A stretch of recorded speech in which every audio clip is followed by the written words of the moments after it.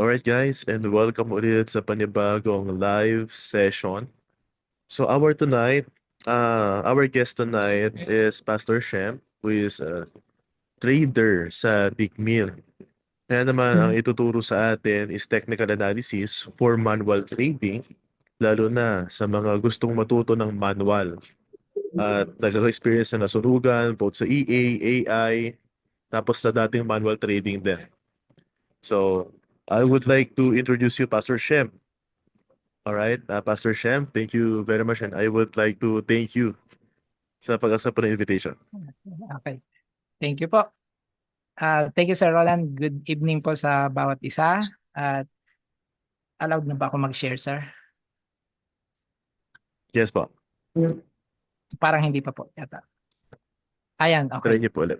Okay, thank you. Thank you. Yan.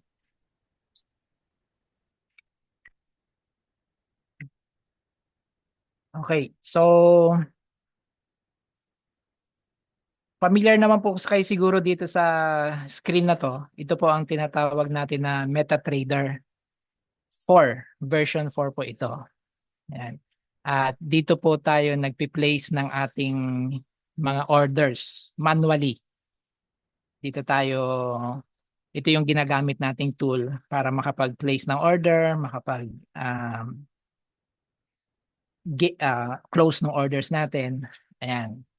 At ang part ng ating objective, no? Ang objective natin bilang mga traders ay alamin natin kung saan pupunta yung price.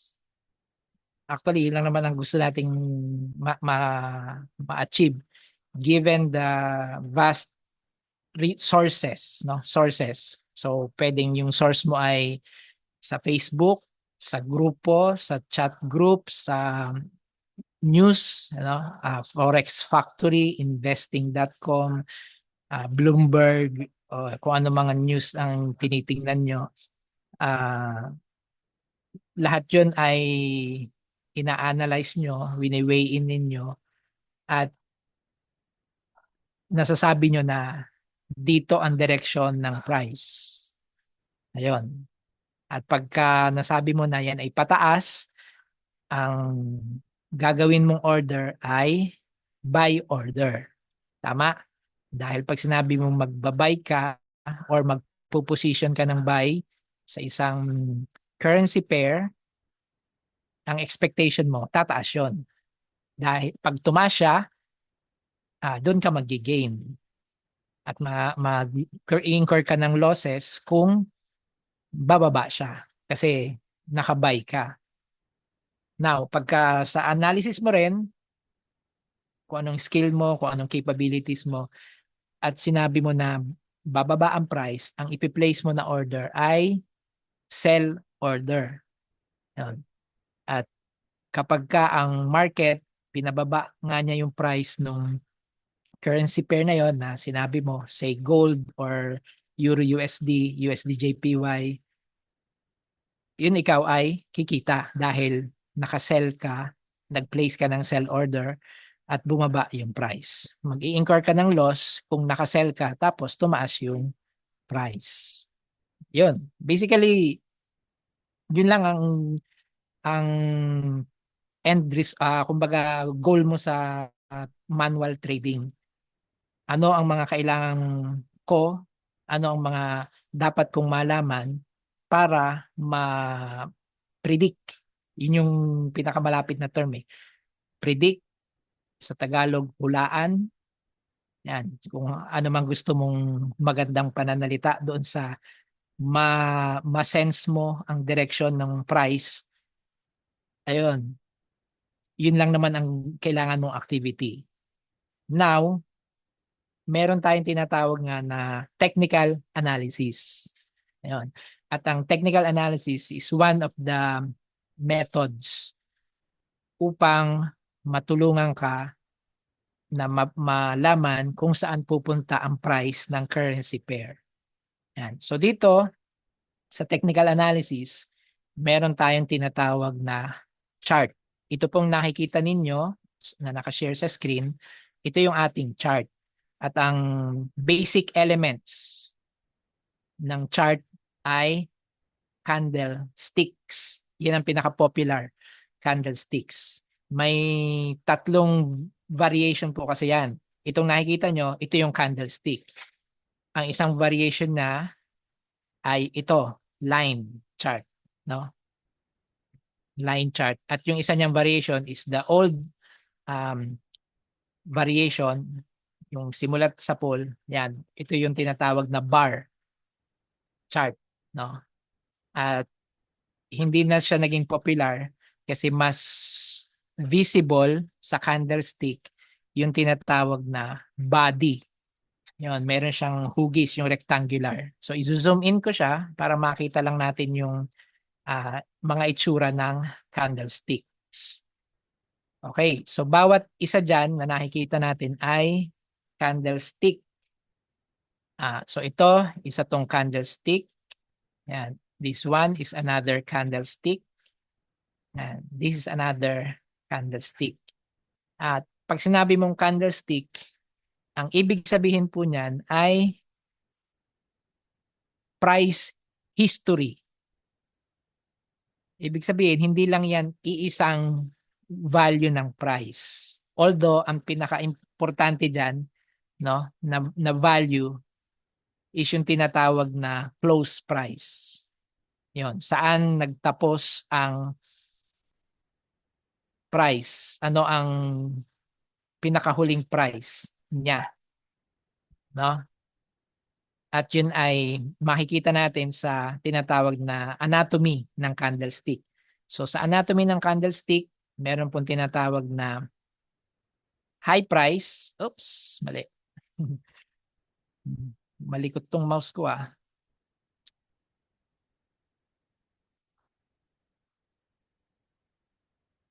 Yan. Anyways, kaya ako muna. Meron siyang tinatawag na high price. Yun yung pundulo ng candlestick. Sa taas, meron siyang tinatawag na nasa na yun? Low price.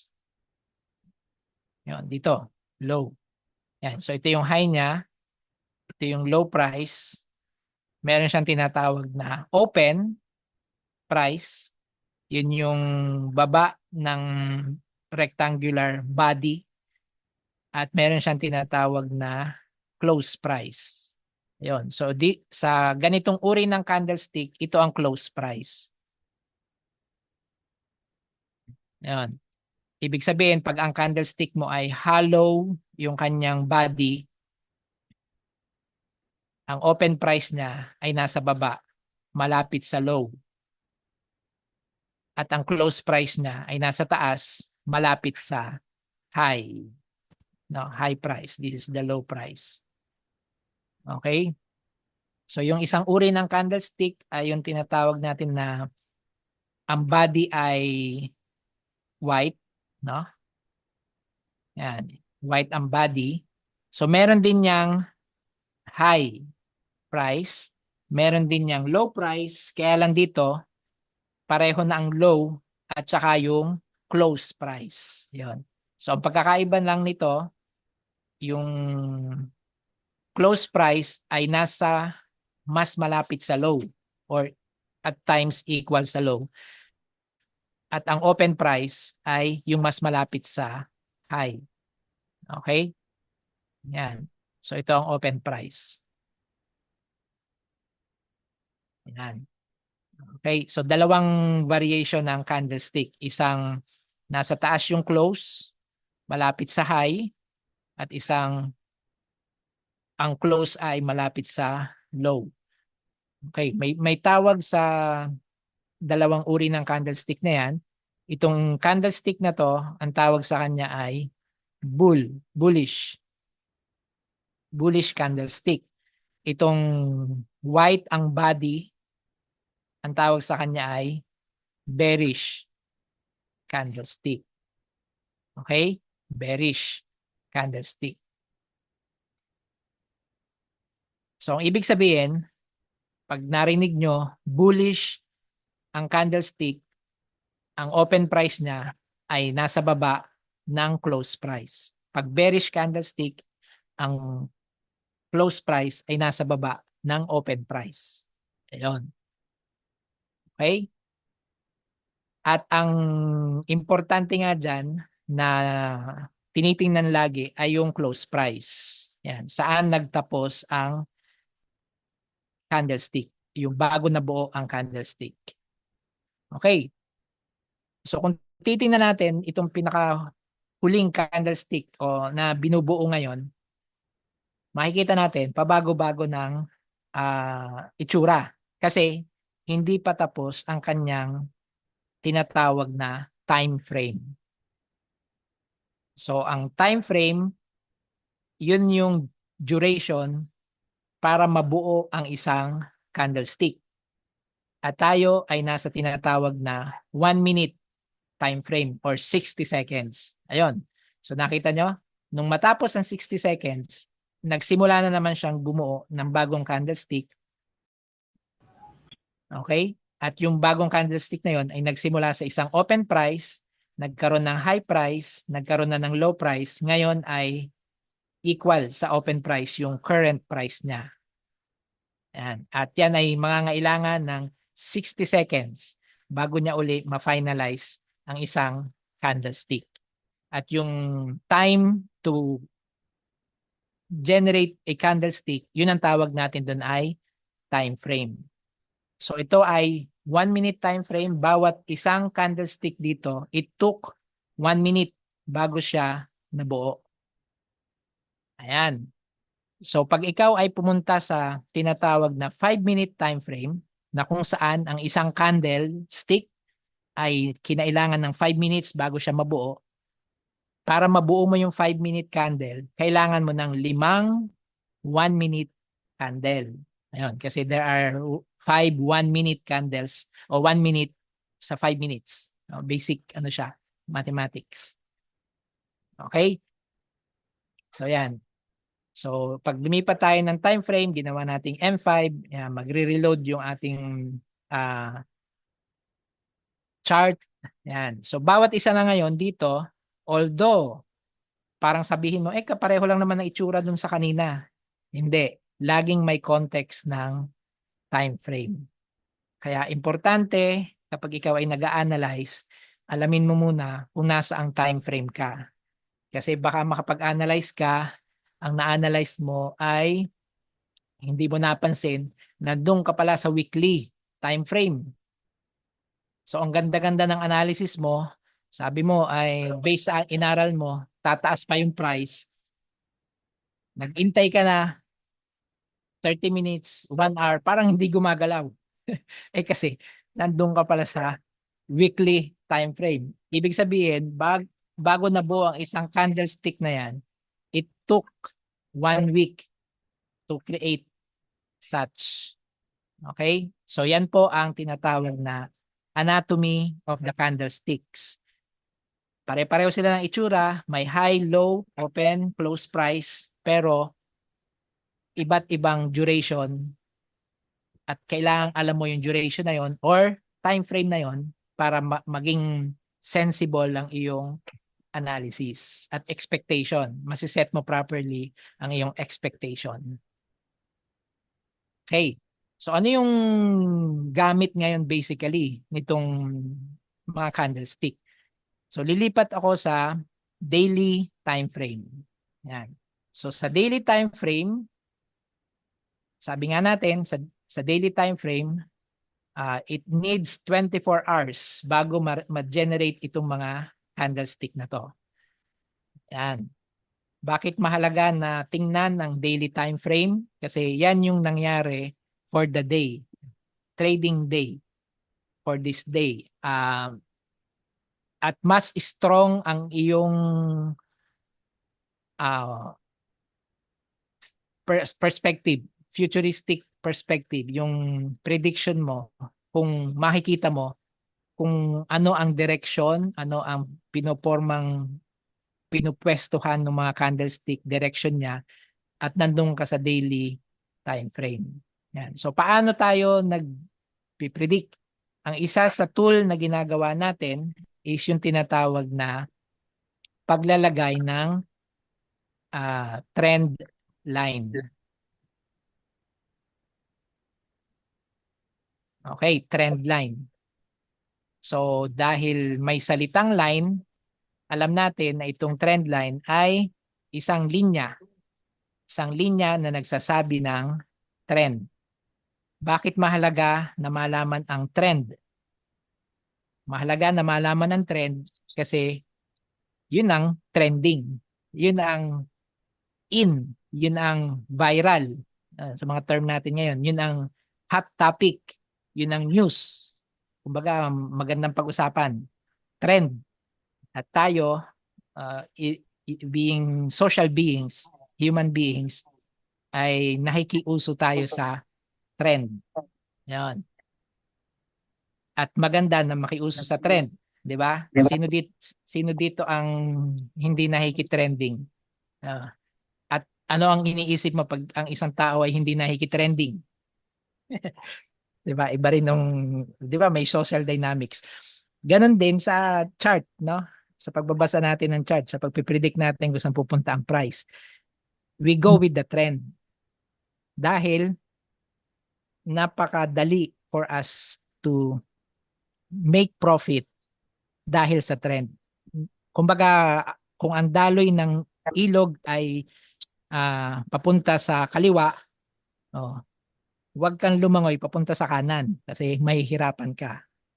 Mas madali kahit hindi ka na nga magkampay-kampay ng kamay o paa, basta nasa flow ka nung ilog, di ba? Itutulak ka nun sa direction niya. Ganon din sa chart, no?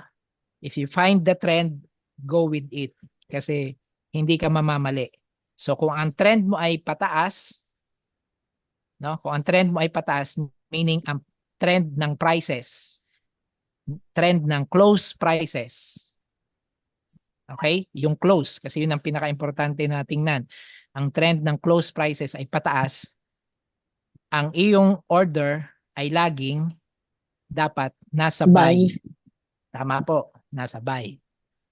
Pag ang trend ay pababa, yun, ang order mo is dapat nasa sell. Ayun. So paano tayo maglalagay ngayon ng trend line? Gagamit po tayo ng tool, which is the trend line tool. Paano mo malalaman yung trend line tool? Pupunta po kayo sa view, toolbars, line studies. Yun, dapat activated siya. Kung hindi mo siya nakikita sa iyong toolbar, punta ka sa view, menu, toolbar, line studies para lumabas yung mga toolbars mo. At isa doon sa toolbar na yon ay ang trend line. So, kiklik mo siya at gaya ng natutunan mo nung elementary, how do you create a trend, how do you create a line? You need 2 points. Kailangan mong pagdugsungin ang 2 points. Okay, yun na yung trend mo. So either sa baba mo ilalagay o sa taas. But basically, maging consistent ka lang. Yan. Kung sa baba, sa baba. Kung sa taas, sa taas. Ang pangit ng mouse ko. Sorry. Yan. Okay. May isang property ang trend lines. Ito ay pwede mong i-edit at piliin yung parameters ray. I-click mo siya para mag-extend siya without your effort. Yan, trendline properties, ray. So, paano siya ginagawa? Double click mo yung line, may lalabas siya na 3 dots na kulay puti.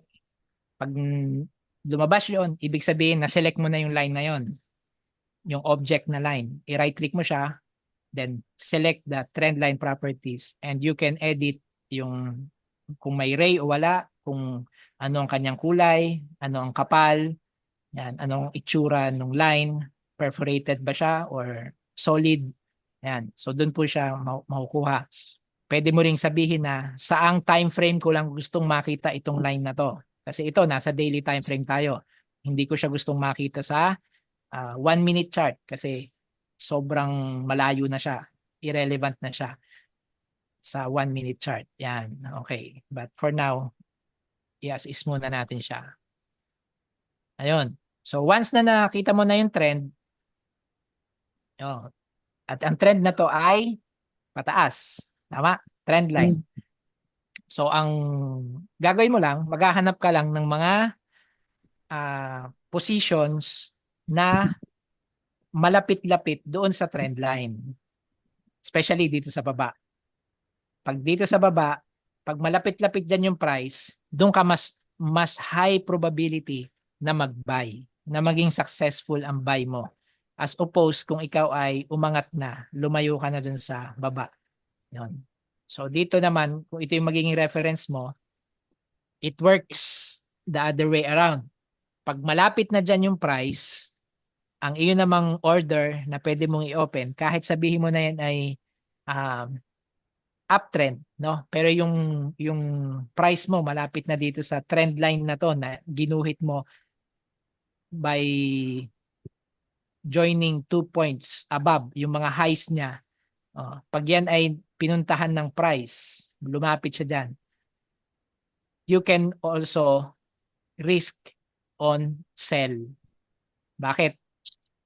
Kasi pwede Babagsak. siyang hindi magtuloy-tuloy. Yan, dahil ito ay trend line. Yan. Kumbaga, kino-contain niya yung prices. Yan. Kino-contain niya yung prices within that range. Yan. At ang tawag dyan ay parang category niyan ay ini-envelope or meron dito yung tool na yan. Ini-encapsulate niya. Ito ano ba ito? Yan, equidistant, channel. Yun ang technical term, channel. Nagiging channel siya. So once na naka-create ka ng channel, every time na pupuntahan yung edge ng channel, pwede kang mag-buy dahil kung nasa baba ng channel or sell dahil nasa taas ng channel. Okay, but basically, nagawa mo yon, achieve mo yon by creating trend lines at in-associate mo na ang trend na to ay uptrend. Best scenario pa rin by na malapit sa bottom edge ng channel. At high risk, no? Pwede kang mag-risk by selling dun sa other end ng channel. Ayun. So, yung ganong strategy, actually, strategy na yon. Pwede mo nang doon ka magsimula ng iyong trading activity. No? Just find the trend. Pag may trend, buy dun sa mga price positions na malapit dun sa trend line. Kung yung trend line na yun ay nasa ilalim at uptrend siya. Kung yan naman ay downtrend, hanap tayo ng downtrend. Example. Yan, ito. Sample to. Downtrend. So, nag-create tayo ng trend line. Yan. So, kailangan may mabuo ka munang line bago ka trade. So, every time na lalapit dito sa line na to ang price, dahil yan ay downtrend, magsisell ka, which is true. Kung lumapit dito, lumapit dito, nag-sell ka, kumita ka. Lumapit dito, galing pala to sa baba. Lumapit dito, nag-sell ka, panalo ka. Ayun, ganun siya. Until such time, of course, it doesn't always go downtrend all the way. Yan. So, kung makikita nyo, may mga tinatawag ding breaking of the trend. Yan. At ang breaking of the trend ay normally identified when the body of the candle moves away from the trend line. Yan. So, sa case na to, na-break na yung downtrend. It doesn't mean na dahil na-break na yung downtrend, ay mag-uptrend na siya. Kasi mayroon pang isang type ng trend, which is the no trend or ranging. At ito yung nangyari sa part na to. Na-break yung trend, downtrend, identified natin yon using this. pero hindi pa tumaas totally yung price. Okay? Yan. So, na-break lang ang downtrend.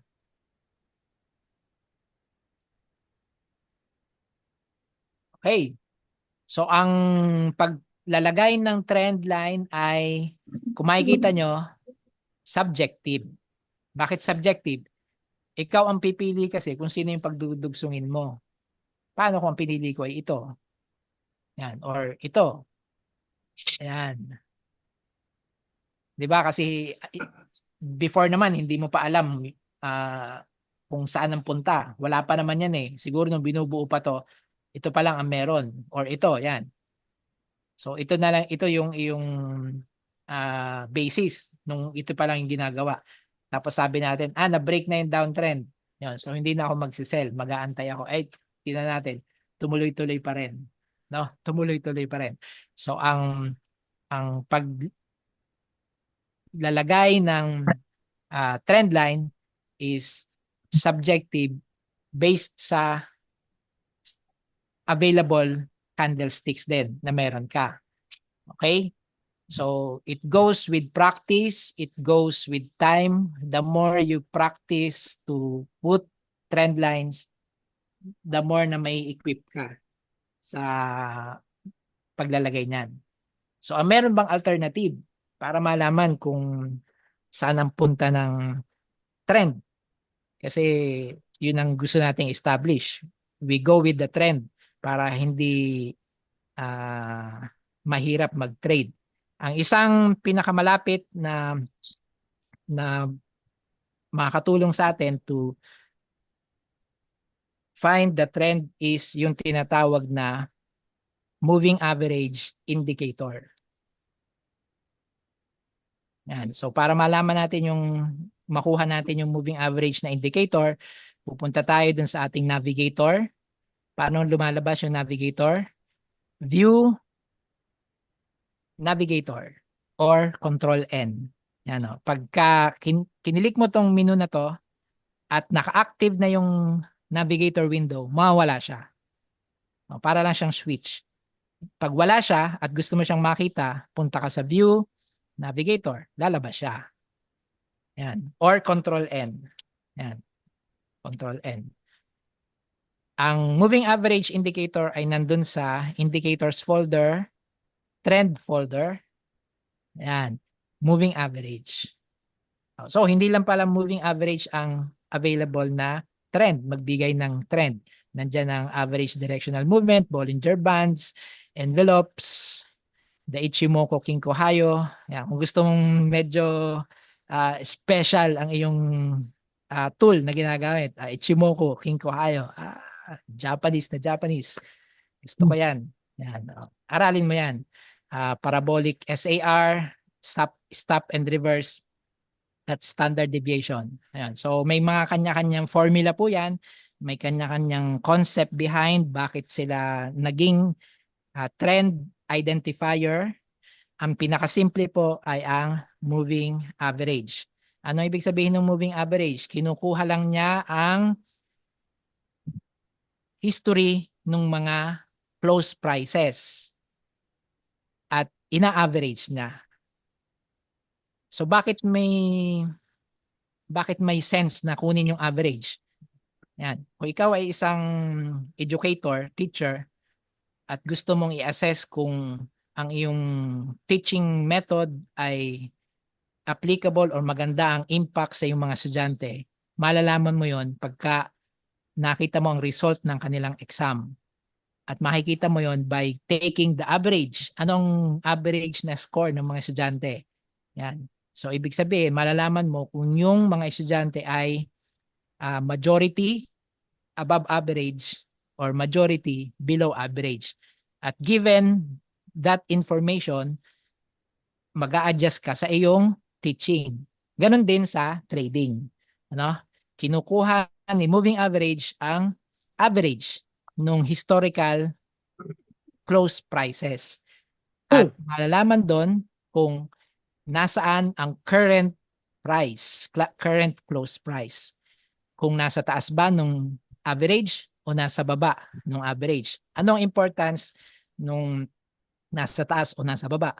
Pag nasa taas kasi nung average, ibig sabihin, on the average, gusto ng market na pataasin ang price.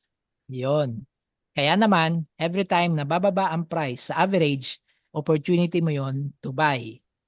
Kung ang average naman, kung ang mga candlesticks mo o ang close prices mo ay below your moving average, ibig sabihin, mas gusto ng market na pababain ng price. Kaya naman, every time nalalapit ang price sa moving average na yon, ang opportunity mo to sell. Okay? So, bigyan natin ng example. Ang pinaka-common na ginagamit ay yung tinatawag na 200 period moving. Gamitin na lang natin ang simple. No? It's the simple moving average. Gamitin natin ay, sige, crimson. Pakapalin lang natin. Yan. Okay. Yan. So, ang 200 period moving average requires 200 close prices information. Yan. Ibig sabihin, kung ito ay nasa daily time frame ka, para makabuo ka ng isang average price, isa lang. You need 200 days of close prices data just to generate this one price. Okay? At yung kapartner niya dyan, no? Kung nasaan yung price value doon sa iyong candlestick, no? Ang ibig sabihin nun, yung price value na yun ay, in this case, nasa baba, no? Nasa baba. Bearish. Yon, bearish ang market. Kapag bearish ang market, may opportunity ka rin to buy. At yung opportunity to buy na yon, ang tawag doon ay mean reversion strategy. Yan. So, i-take note nyo lang yung mga terminologies. Yung mga strategies na yan ay mga existing strategies na ginagamit ng mga manual traders and even EAs, mga AIs, ginagamit nila yan for a certain distance. Yan. Kapag yung layo niya, percentage niya ay sobrang layo na doon sa average, yan, lumalaki ang chance na babalik yung price sa average. Okay, yun ang isang gamit din ng moving average. Lalo na yung mga high valued moving averages like this one, the 200 period moving average. Okay? So ito ay mean reversion strategy. Ang mean reversion, pag masyado ng malayo, magbabalik yan sa norm. Ayun. So yung isa pa ring interpretation ng moving average, that is the normal price. That is the average price on the normal course of things. Yan ang dapat na normal value. Yun. So pag masyado na siyang lumayo, wala siyang choice kundi ibabalik yan sa normal value. At yun nga ang nangyayari. Okay? But it takes time. Dito ay ilang days ba to? Yun. Ilang days siya lumayo? 39 days. No? It took 39 days, 40 days bago siya nag-decide na ibumalik. Ayun. Sa normal. Okay? So, ang isang gamit ng moving average, especially the 200 period, is to define bullishness or bearishness of the market. Pag sinabing bullishness of the market, ang gusto ng mga traders, bumili at a higher price. Pag sinabi mong bearish ang inclination ng market or bearish ang market, ang gusto ng market ay mas mababang price. Yun ang ma-achieve niya. Okay. Hindi ibig sabihin na pagka bullish ang market ay walang nagsisell. Laging in every trade, no? In every trade na i-open mo, laging meron kang counterpart. Kung nag-open ka ng buy, meron at merong trader na nagsisell. Kasi hindi ka mabibigyan ng position kung walang magbibigay ng position na yun sa'yo na sell. Hindi ka mabibigyan ng buy position kung walang magi-give up ng kanilang sell position. Malinaw po. Kaya hindi yung mindset na pag bullish lahat bumibili, hindi po.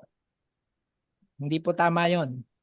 Ibig sabihin lang nung bullish ang market, mas gusto ng market na mas mataas ang price. Sino yung mga nagse-sell? Sila yung mga satisfied na sa kanilang profit. Mga nauna nang nag-buy yun. Or even any other reason, no? Sila ay swing trader, saglit lang. Or sila ay scalper. Yan, ganun po yung mga kaya ka nakaka-position ng buy sa bullish market kasi may mga ganong traders na willing nang i-give up ang kanilang sell position. Yung mga nagka-cut loss, yan, sila rin yung ano. So, hindi po ibig sabihin na bullish or bearish ang market ay buyers lang, sellers lang. Hindi, laging may counterpart. Laging may counterpart. Okay? It so happen na ang inclination ng market is willing bumili at a higher price. Yun lang po yun. Kapag ka bullish, kapag ka bearish naman, ang gusto lang nila, mas mababang price ang gusto nila. Okay? Yun lang po. Because yun naman ang inaabangan natin eh. Saan ba pupunta ang price? Kaya nga tayo nag-a-analyze, nag-aaral para malaman natin kung saan pupunta ang price. Okay. So anong strategy ang available with moving average? So ito, nakita natin. Isang moving average, nakabuo na tayo ng strategy. Ang isang strategy dito, kapag iisa lang ang ginagamit mong moving average, every time na babalik sa moving average at galing yun sa taas, yun, you can issue a buy kasi magbabounce yan. Second, kapag ka galing ka naman sa baba, no? Galing ka sa baba, pumunta ka sa moving average, pwede yang bumalik, mag-reverse, no? At yung isa, yung mean reversion strategy. Kapag ka masyado na siyang malayo, like this one, lumayo na, then sa halip ka na mag-buy, pwede ka na mag-sell for some reason dahil malayo na siya. Kailangan mag-normalize. Yun. Okay. Now, another strategy that goes around with moving average is you need another moving average para makapag-decide ka ng buying or selling decisions, rules, no? Rules. Maganda kasi na may rules para you can have room for improvement dun sa mga rules mo. Kung hindi na gumagana yung rules, i-adjust mo yung rules para maging on your favor. So magdadagdag tayo ng isa pang moving average. This time, kunin natin yung 50 period moving average. Palitan natin ng kulay para yellow. Yan. So yan, mas okay na siya ngayon. Mas meron ka ng magagawang bagong decision making sa kanya gamit ang dalawang moving averages. So dito, ang criteria is whenever the shorter period crosses over the longer period moving average from below. Yan, from below, crossover from below, that is a buy. And whenever the shorter period crosses from above the longer period moving average, that is a sell. Ayun, so medyo napadali. No? Sell signal yon, buy signal to. Okay. And yung iba ay ang sinasabi nila, medyo late yan delayed. Kasi nangyari yung crossover, ang layo na. That is correct. That is correct. Imagine, dito ka nag-sell, tumaas pa. Or dito ka nag-buy. Nasayang yung itong portion na to. Yun. Ito yung nasayang, di ba? Yung portion na yan, nasayang. But yung portion kasi na to, covered nung isang strategy. Di ba? Yung sinabi natin na 200 period, yun. Pag nilagpasan siya, or pag pinuntahan siya from below, pwedeng mag-reverse. Pag hindi, lalagpasan yun. Okay? Yan. So, yun yung mga decision making mo. But, to make up dun sa mga tinatawag na lag kasi naglalaging behind ka.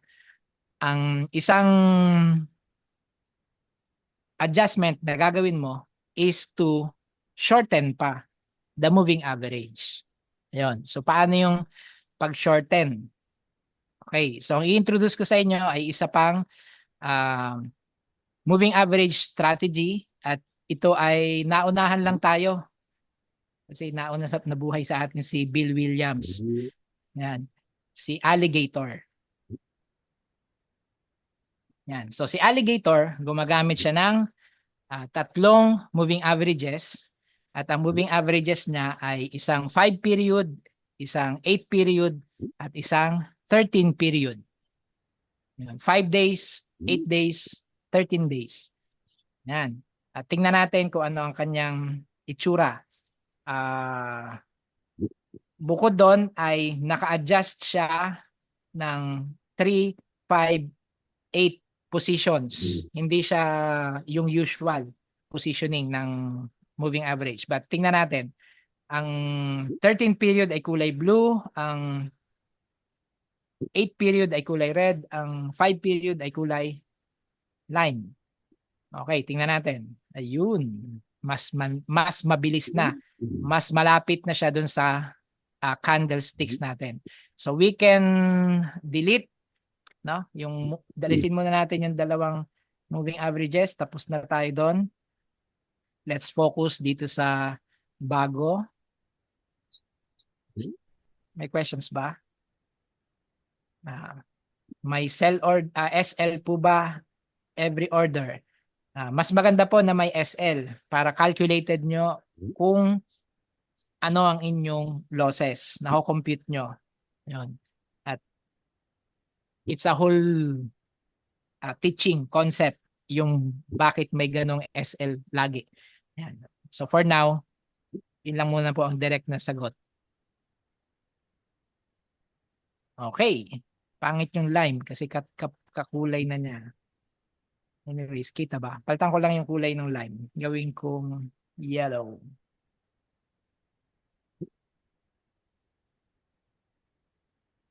Yan. So itong alligator, visual din siya.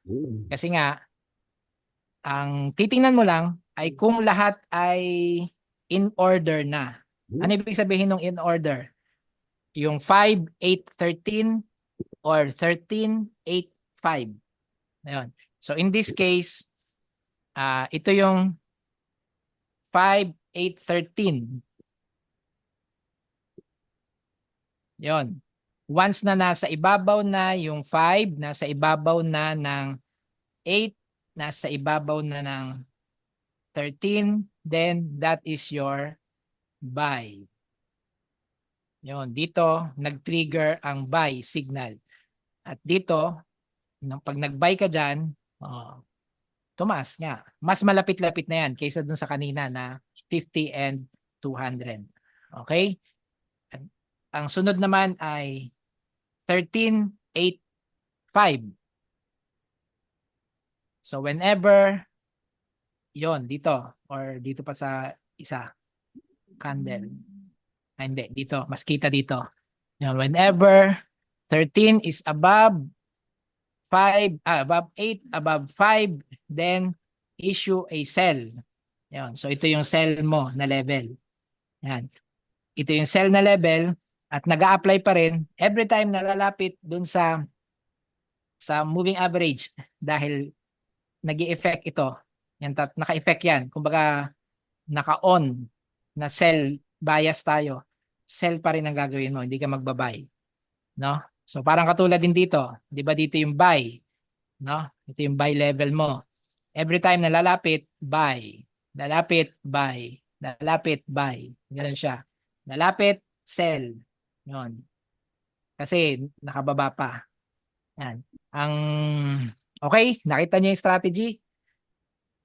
Yan. So nakailang strategy na kayo? Magsasawa na kayo diyan. Okay. Pwede pa bang isa, Sir Ronan? Yes po, kahit ilan po. Kahit ilan. Ayan. Okay. Yung iba naman, pag tinanong mo, ayaw ko ng mga indicators kasi ang gulo,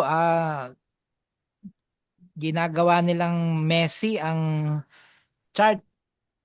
Yung mga drawings kasama ng candlesticks. Hindi ko tuloy makita kung nasa ng low, nasa ng high, close, ganyan-ganyan. Kailangan ko pang mag zoom in o zoom out. Ayan. O, pag nag-zoom out naman ako, parang tinakpan na yung candlesticks ko. Okay. So, merong isang indicator na ang basis din ay moving average pero hindi kasama nung candles. At ito ay yung tinatawag na MACD or Moving Average Convergence Divergence. Okay. So, advanced na to. Step 1 o 1 up. So, MACD. Ano ba yung tsura? Bakit ganyan? Tingnan muna natin. Ba't gano'n ang settings ko? Okay. Yun.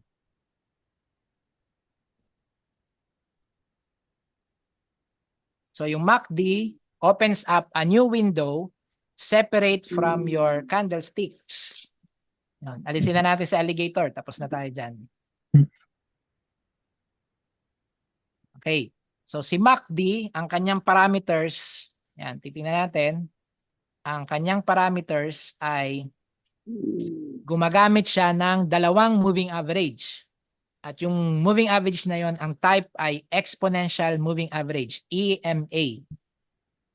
Ang exponential moving average ay iba lang computation ang ginagawa, but still it's an average of kung ilang days, kung anong nilagay mong parameter. So dito ay 6. Ang pinaka-common, actually, pag kayo ay 12. Ano ba yan? 12 and 26. Tapos, sa MACD ay may tinatawag na signal line which is usually 9. Yan. And dito, pinipili natin ang pinaka-importanting price ng sa price history which is the close price. Okay? Yan. So, yun ang pinaka-settings. So, meron kang 12-period exponential moving average versus the 26-period exponential moving average. Ang representation niya ay ito. Yan. Yan ang representation niya. Itong drawing sa baba. If mag-zoom in tayo para makita natin, yun. So, meron siyang bars at saka line. Ano yung bars? Ano yung line? Yung bars na yan yung distance between the exponential moving average na 12-period at saka exponential moving average na 26-period.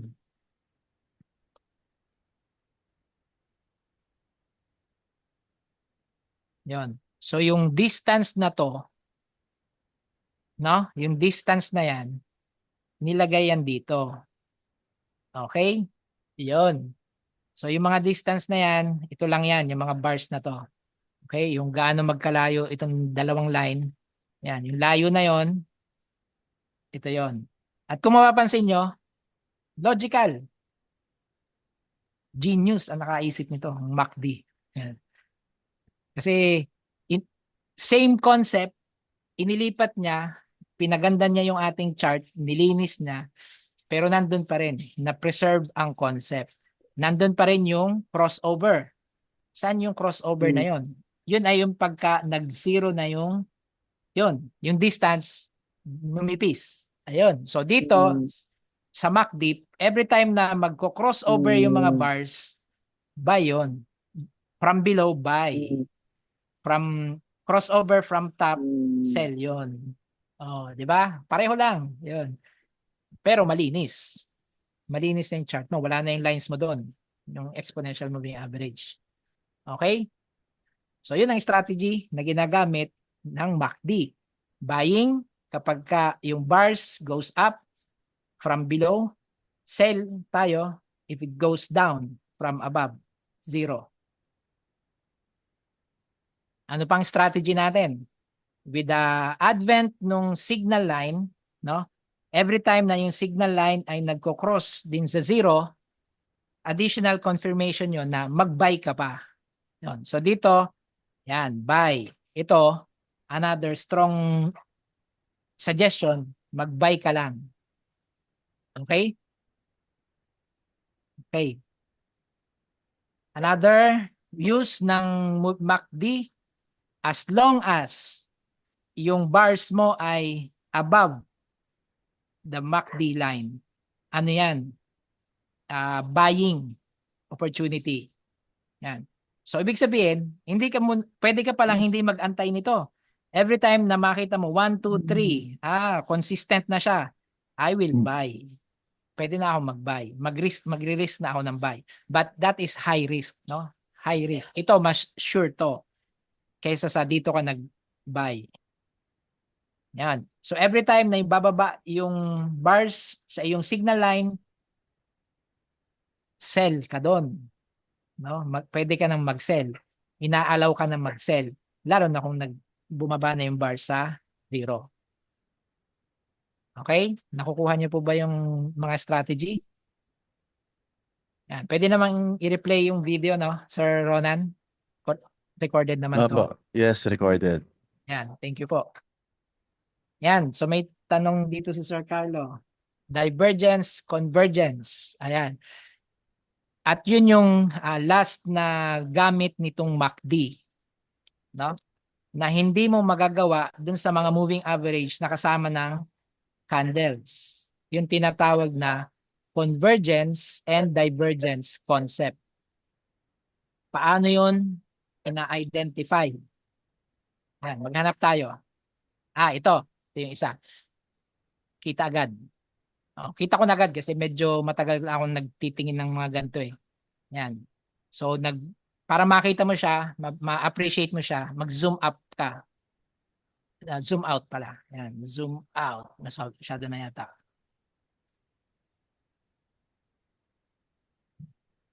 Yan. Ito. Part na to. Okay. So, sa part na to, kapag ang price mo, yung low price. Okay. Sorry. Yan. So, price is going down, but your indicator is going up. Anong tawag dyan, Sir Carlo?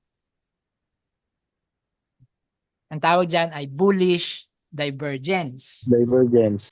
Bullish divergence specifically. Ibig sabihin nun, pag sinabi mong bullish divergence, may possibility na tataas ang price, which happened nga. Ayun. So kung dito ka nag-buy, ayan, sa part na to, tumaas nga siya. By how much? Mako-compute natin yon gamit itong crosshair tool. Ayan, ilang pips? Ilang pips? Sasabihin nito, ayaw ng mouse ko. Ay, sama ka naman. Yan. Oh. Crosshair. Click, drag. Sorry po. Yan. 3,000 pips. Ibig sabihin nun, no? In just a matter of 13 days, siguro yan. 3,000 pips. At anong confirmation mo? Anong confidence na nagbigay sa'yo doon? Bullish divergence. So, paano nabubuo ang bullish divergence? Kapag yung prices ay bumababa, yung iyon namang indicator, which is yung either the signal line or yung mismong mga bars, no? MACD bars, pataas naman. Pababa, pataas, bullish. In notation, kapag ka, ano bang symbol to? Sa math? Greater than, yan. Pag greater than, bullish yan. So, yung counterpart niyan, pag less than, bearish naman. So, ano naman kaya yon? Saan kaya hahanapin yon? Hanapin natin. Hanap tayo ng isang example.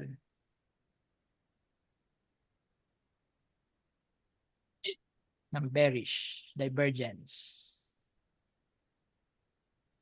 So, sa bearish divergence, kailangang pataas ang price, pababa naman ang indicator.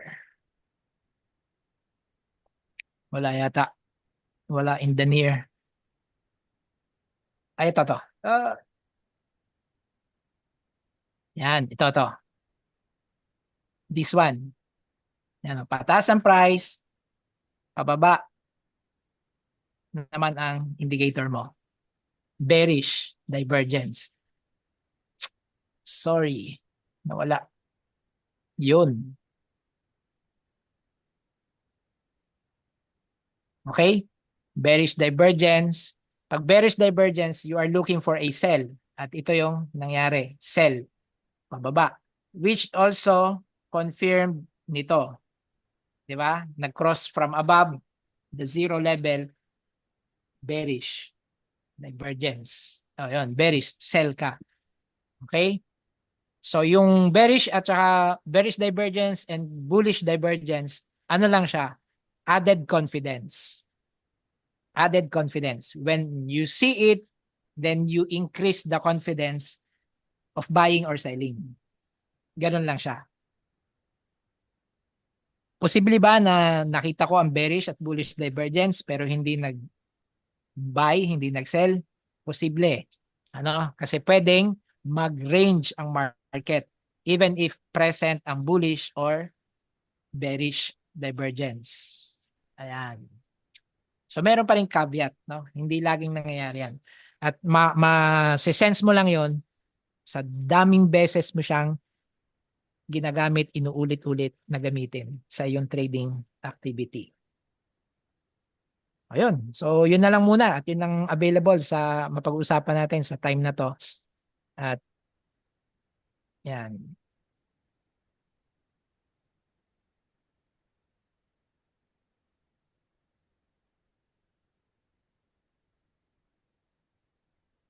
Okay na Sir Ronan, yun na lang po muna siguro. Oh, thank you very much po. Ayun, may question po pala ako. Pwede niyo bang pagsabay-sabay yung iba-ibang strategy para magkaroon ng confluence? Or anong mga confluence? Anong mga strategies po yan? Okay. Kung nakita natin yung kanina sa navigator. Yan. Kung nakita natin sa navigator, meron tayong iba't ibang grupo ng mga indicators. Meron pang trend, meron pang oscillator, meron pang volume. Yan, actually itong tatlong to, mahalaga yan. Yan. So, kung gagamit ka ng mga indicators, dapat hindi magkakasama na lahat trend, lahat ano lang, oscillators lang. Yan. Kailangan ah, at least dalawa o tatlo nga, mas maganda tatlo para kung maiba man ang interpretation ng isa, at least yung dalawa nagkakasundo. Ayun. Parang ano lang yan, sabotation. Yun, huwag kang gagamit ng even. Yung dalawa lang. Kasi pag hindi nagkasundo yung dalawa, ay ikaw, anong gagawin mo? Ayun. So, kailangan meron kang pang-break ng vote of confidence. So again, ang trading walang perfect set of indicators. Lahat dyan ay magbibigay sa'yo ng information. It's up to you to decide. At yung decision making mo improves in time. No? So ngayon parang acceptable, ang ganda. Yun. In time, mahihilot mo yan. Yung parameters na ginamit natin, standard lang yon. Pero kung depende sa iyong risk appetite, pwede mo siyang pababain ang parameter values, pwede mong lakihan ang parameter value, depende sa iyong purpose. Again, itong tiningnan natin ay daily time frame. Maiiba ang view mo kapag yan ay bumaba ka ng time frame. Yun. So meron ding tinatawag na strategy based sa time frame. Nagwo-work lang siya at best say sa H1 or nagwo-work at best sa M15.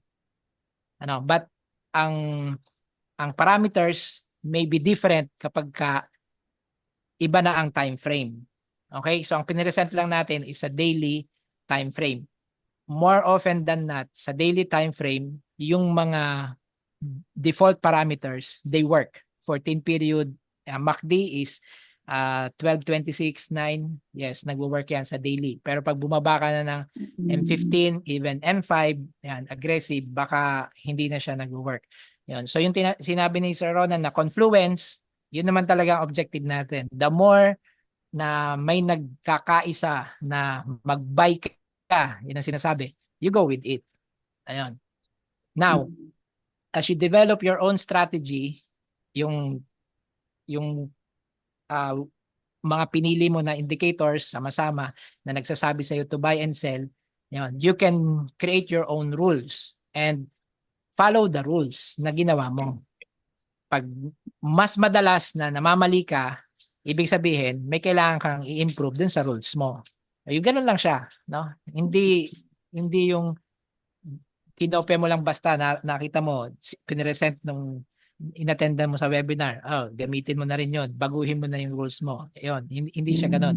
You will develop your own in time, no? But you need time, you need effort na practicing siya sa demo account, practicing siya kapag may news, yan, fundamentals, yan, ano ang impact niya, yan, pag kami mga oras, yung oras ng pagtitrade, may impact yon. Yung pagka nagtitrade ka ng morning natin sa Philippines, kahit nasabihin mong nag-crossover na yan, hindi pa rin talaga angat-angat dahil kukunti ka sa nagtitrade. Yan. Whereas kung nag-trade ka ng New York session na kasama ang London session, 8 p.m., 9 p.m., ay mabilis ang takbo niyan. Ano? Ayun. So may impact din 'yon, may factor pa rin 'yon sa sa indicators mo. Yung confluence pwedeng nandoon, no? Ibig sabihin, lahat sabi buy. Pag issue mo ng buy, inabot ka pa rin ng 3 hours, 4 hours, hindi pa rin umaangat do sa desired level mo. Ayan. So matututunan mo yan in time. Ayun po.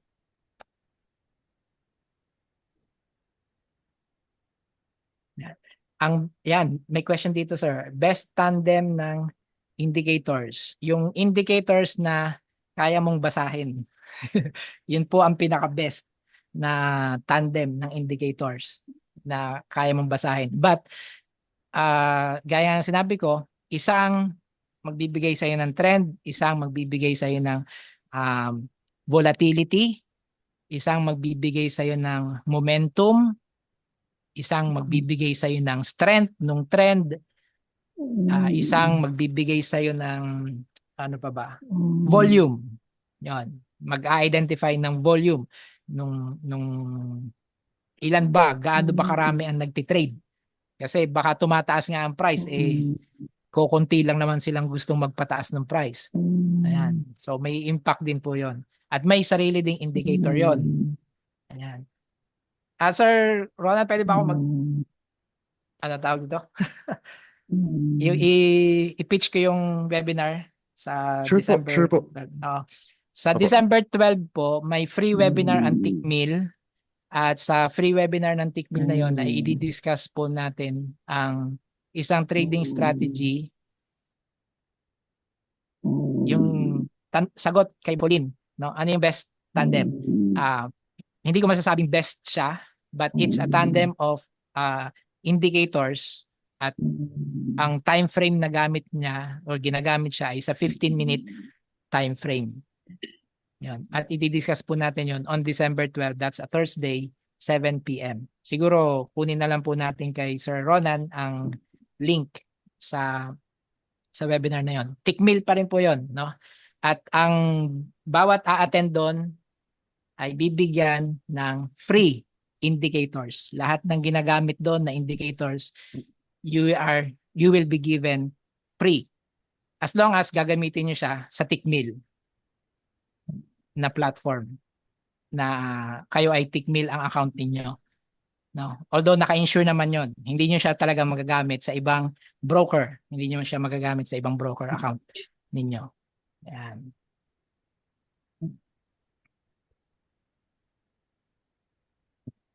May isa pang tanong dito. Yung mean reversion ba, coach, paano malalaman malapit na? Sa peak, may zone ba or support and resistance? Ayan, magandang tanong yan at mahabang discussion yan. May binanggit ka na on support and resistance. Yes, kasama yon sa reversion. No? Support, alam mo yung support and resistance. Yes po.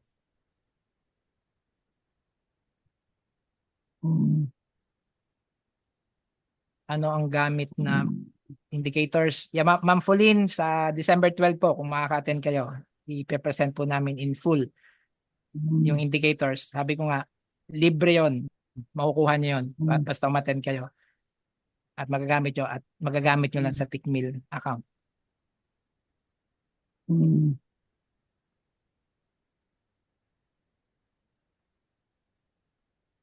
Tama po Sir Carlo, ang mga EAs ay karamihan sa mga EAs sa indicators naka-based kasi mathematical, programmable, algorithmic. Yan. At kung AI nga yan, supported na rin ng MetaTrader ang development ng AI. Kung kayo po ay isang programmer at gusto nyong i-automate ang inyong trading activity, may sarili pong programming language ang MetaTrader, MetaQuotes language, MQL. Yan. The same logic. If, then, else, for loops, while loop, yan. Arrays, yung mga ganon. Yung atin pong pamimigay na indicators ay pinrogram ko po. Lahat yun. Kaya kung may kailangan baguhin, sabihin nyo lang sa akin. Pwede nating i-fix kung at your disposal. At para sa lahat din naman ng Tickmill users, ma-improve yung ating tools. Yan po. Manual trading pa rin po yon. Actually, hindi siya AA. No, manual trading pa rin. So, at ang objective nga po nun ay for beginners, yung baguhan. At least magamit na agad, makagamit ng mga rules-based na rin po siya. Yes, Sir Carlo, may rules po na kasama yon kung paano gagamitin yung indicators. Ayun. Sige, Sir Ronan, medyo napapahaba na po. Salamat po. Thank you for having me. Yun. Thank you very much po, Pastor Shem. Napakadaming strategy na nai-share ninyo sa amin, no? Kaya abangan talaga itong webinar sa December 12. Kasi syempre ito yung yung mga indicator na kailangan nila para sa manual trading strategy nila, Pastor Shem. So, thank you Opo, very sir. ayun, baka meron ba kayong mga baka may gusto pa kayong i-share or baka may gusto pa kayong sabihin, Pastor Shem, before we wrap up our webinar? Wala Any na po. Yun na lang po muna. na lang po muna. Okay. Ayun, Maraming salamat po. thank you very much. Ayun guys, so ayun, looking forward. So kita-kits tayo sa December 12, no? I'm going to send you the link. Tapos ayun, matututunan natin. Kayo rin ba, Pastor Shem, ang magtuturo sa ating webinar sa 12? Yes po. Ako Ay, po. perfect. Ayun. So looking forward with it. Oh, sabi ni Carlo, price action naman. Meron daw kayong gustong i-share about price action, Pastor Shem? Okay. Price action. Siguro may idea na dito si Sir Carlo. Sa price action, wala kang ibang gagamitin na indicators kundi yung candlesticks mismo. Yan, yung candlesticks, bawat itsura niya ay may sinasabi. Kasi 'di ba, yung anatomy nga ng candlesticks, sabi nga natin, may history yun ng prices.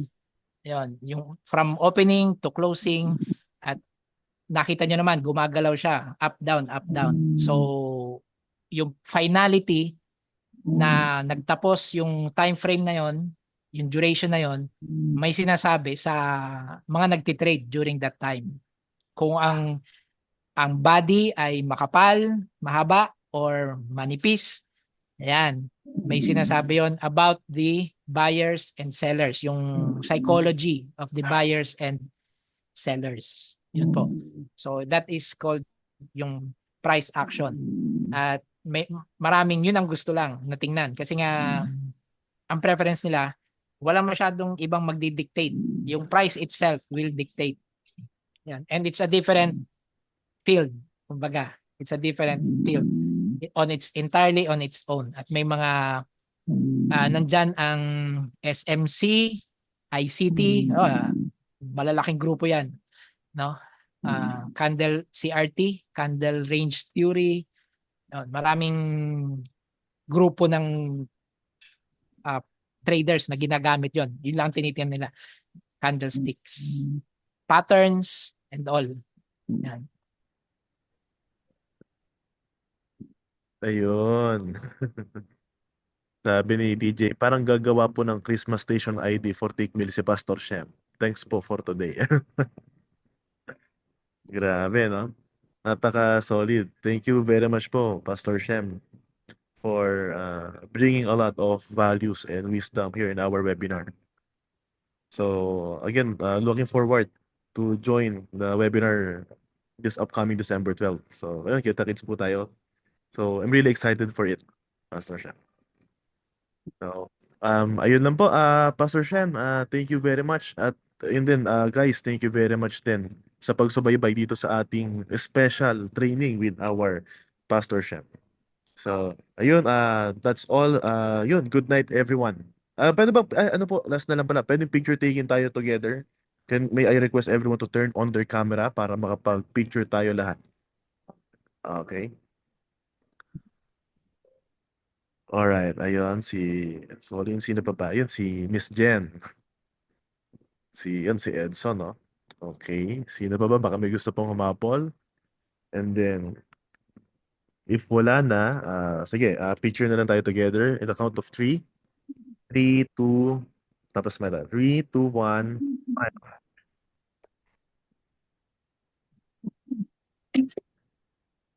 Ayun. Okay. Perfect. Perfect. Last na, isa pa. Last na po. 3, 2, 1.